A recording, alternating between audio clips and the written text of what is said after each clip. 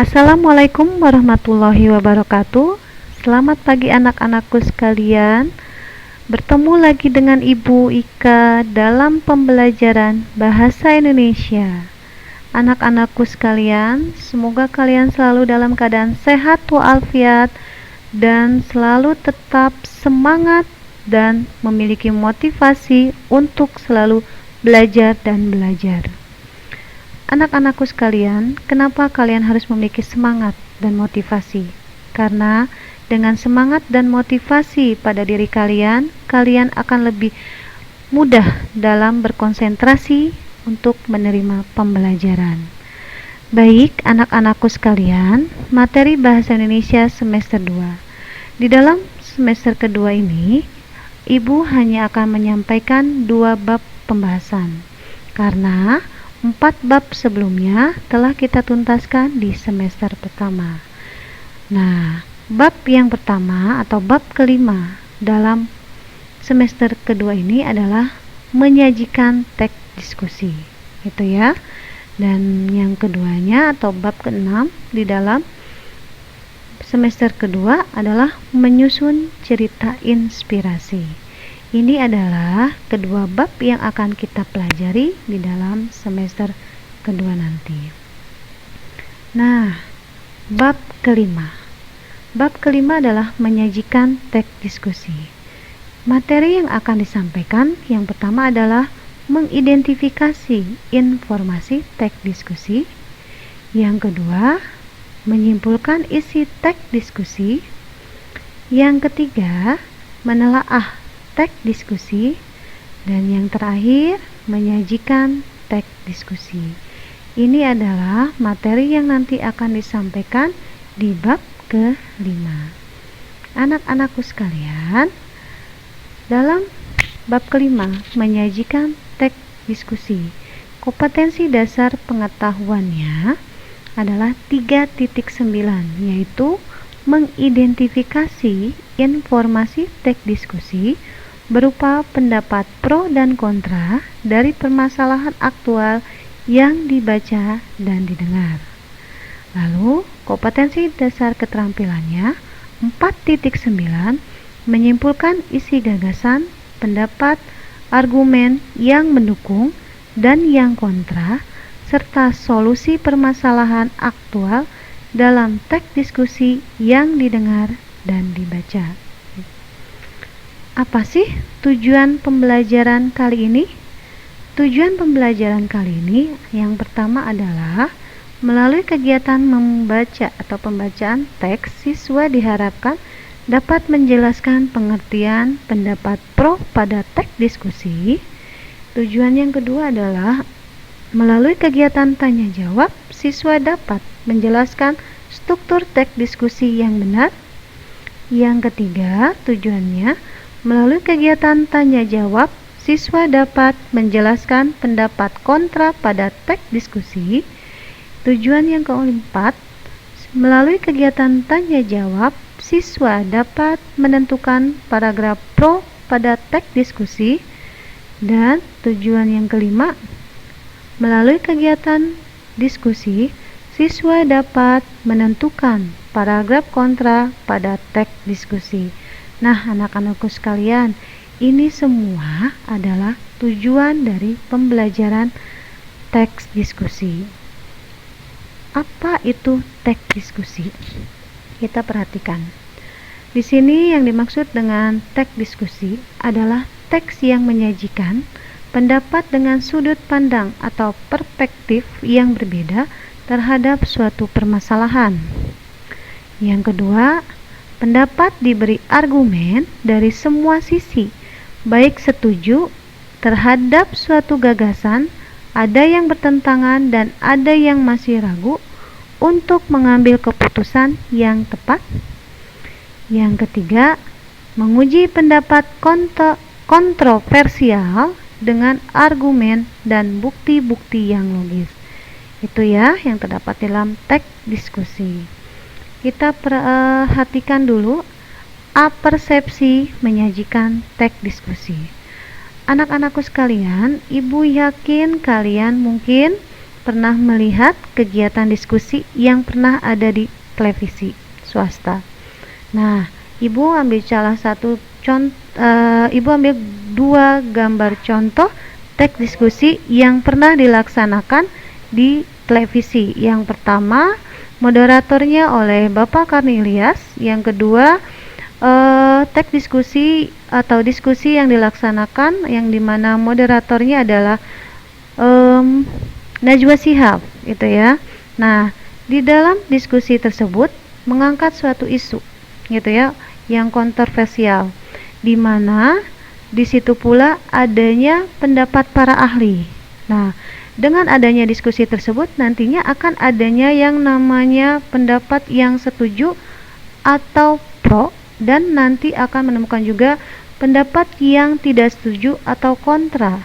Nah, tapi akhirnya di akhir nanti diskusi akan menemukan yang namanya kesimpulan, gitu ya. Kesimpulannya diangkat dari isu ini apa, gitu. Gitu ya. Paham sampai sini ya? Kita samakan dulu. Oh, ini loh diskusi itu seperti ini. Dan Ibu yakin mungkin tanpa kalian sadari, kalian pun pernah melakukan diskusi, yaitu dengan kedua orang tua kalian atau saudara kalian atau mungkin dengan teman-teman kalian. Pasti kalian pernah melakukan yang namanya diskusi, gitu ya.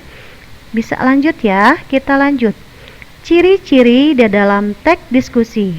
Di sini, ciri yang pertama di dalam teks diskusi adalah di dalam teks ini berisi isu atau topik dan argumen-argumen yang dipaparkan, baik mendukung maupun menentang. Ciri yang kedua, sifat teks adalah argumentatif dan informatif karena berisi banyak informasi yang berisi opini dengan dikuatkan fakta.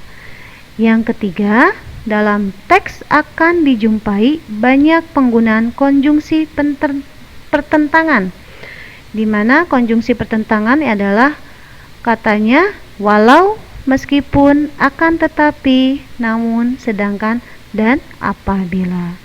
Ciri yang terakhir akan adanya kohesi antar bagian dalam teks. Nah, anak-anakku sekalian, ini adalah ciri-ciri di dalam teks diskusi. Nah, coba kalian buka buku paket halaman 117 ya. Di situ kalian akan menemukan contoh teks diskusi yang judulnya yang mana judulnya itu tentang gaya hidup ya. Anak-anak hampir di seluruh dunia memiliki badan yang gemuk karena tidak memiliki gaya hidup yang sehat. Itu ya salah satu contoh teks diskusi yang ada di halaman 117 gitu ya. Coba kalian lihat dulu. Nah, perhatikan di sini. Sudah dibukakan semua bukunya, kita lihat. Di dalam teks diskusi tersebut terdiri dari berapa paragraf? Oke, terdiri dari 5 paragraf. Paragraf yang pertama yaitu isinya tentang anak-anak hampir di seluruh dunia, terutama di kota-kota besar, kini semakin gemuk dan semakin diperburuk dengan gaya hidup yang tidak sehat. Ini adalah paragraf pertama. Paragraf keduanya dimulai dari beraktivitas melalui permainan olahraga akan menjaga anak-anak tetap kuat, bugar, dan sehat. Paragraf ketiga dimulai dari pertumbuhan fisik memerlukan banyak latihan gerak setiap hari. Dengan cara terbaik melakukannya adalah dengan olahraga. Itu ya, sampai seterusnya nanti kalian baca paragraf 1, 2, dan 3.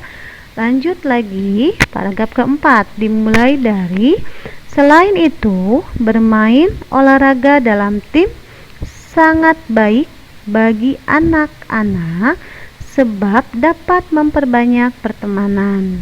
Itu dimulai dari situ ya, paragraf 4. Dan yang terakhir paragraf 5. Paragraf 5 dimulai dari sangat jelas bahwa semua anak sebaiknya harus bermain olahraga.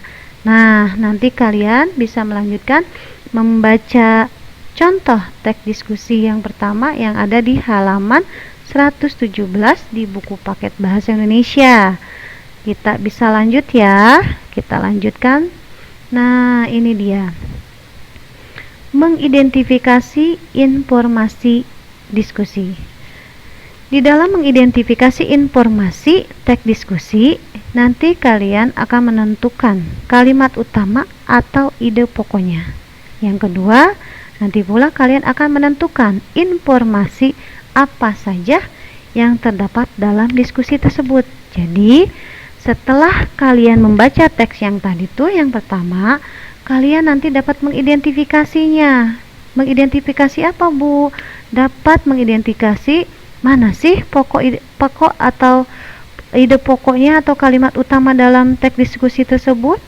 Lalu yang kedua, informasi apa saja sih yang didapat setelah kita membaca teks diskusi tersebut, gitu ya. Nah, perhatikan di sini. Di dalam menentukan kalimat utama gitu ya atau ide pokok ada beberapa cara gitu ya atau beberapa jenis. Yang pertama, sering kalian pernah mungkin mendengar paragraf deduktif. Apa itu paragraf deduktif? Ya, paragraf deduktif adalah kalimat pertama sebagai kalimat utama paragraf.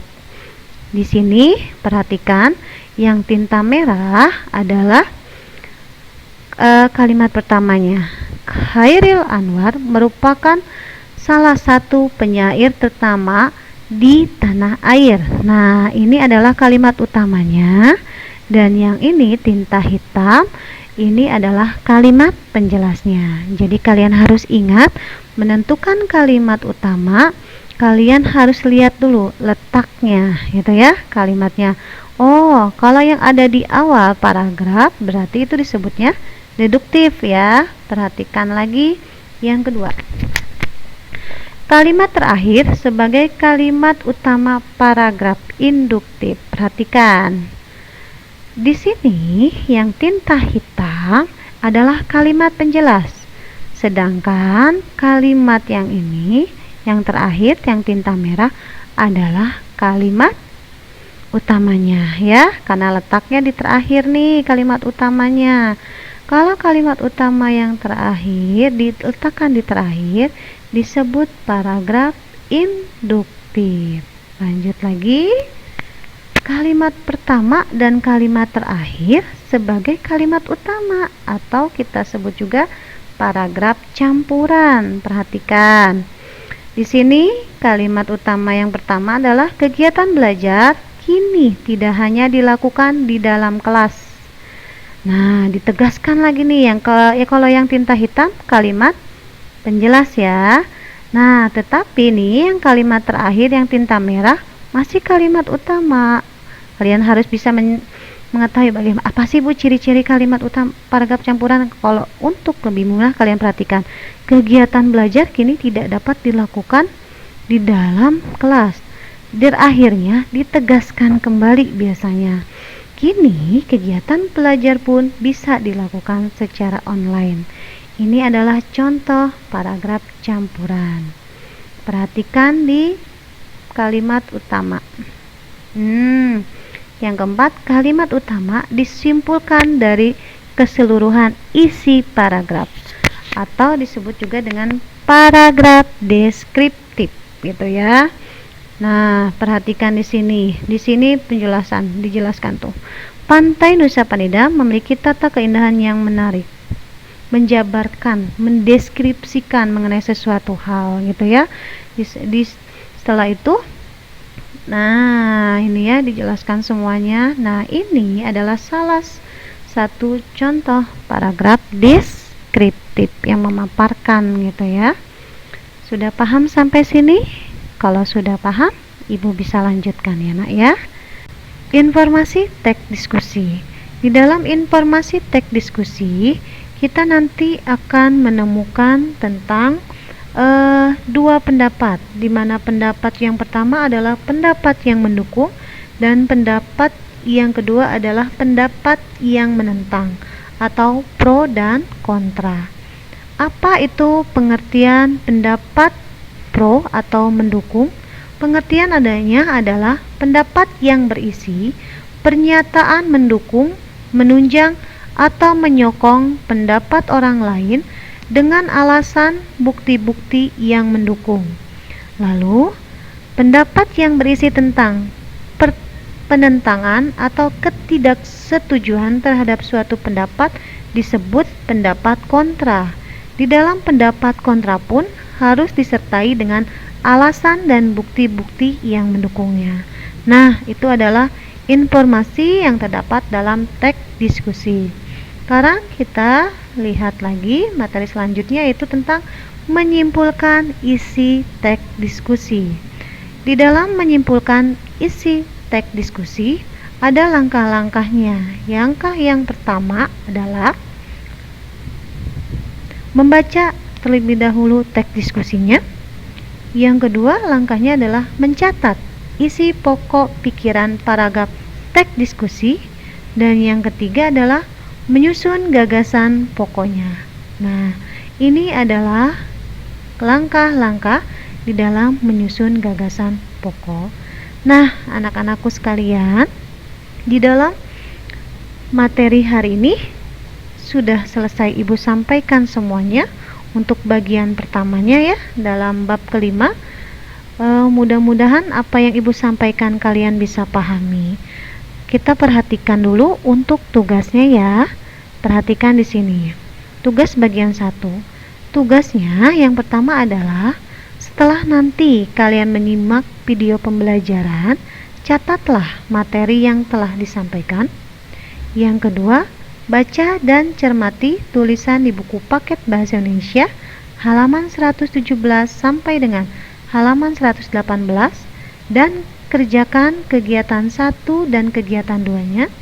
Yang ketiga, menyimpulkan isi teks diskusi, kerjakan di halaman 120 dan halaman 121.